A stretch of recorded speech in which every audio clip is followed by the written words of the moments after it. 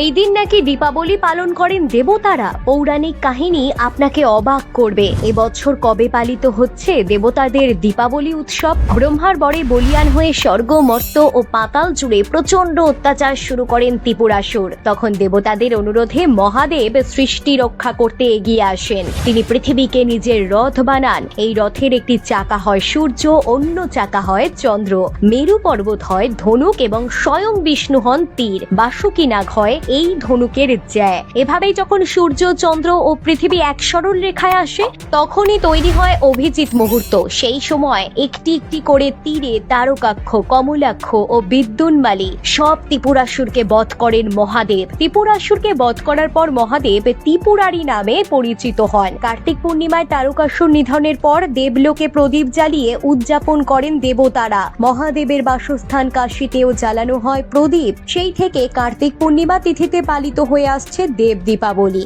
এবছর 5ই নভেম্বর পালিত হবে দেব দীপাবলি। যদিও উপরিউক্ত সকল তথ্যই শাস্ত্রীয় বিশ্বাস এবং পৌরাণিক কাহিনীর ওপর ভিত্তি করেই বলা হয়েছে,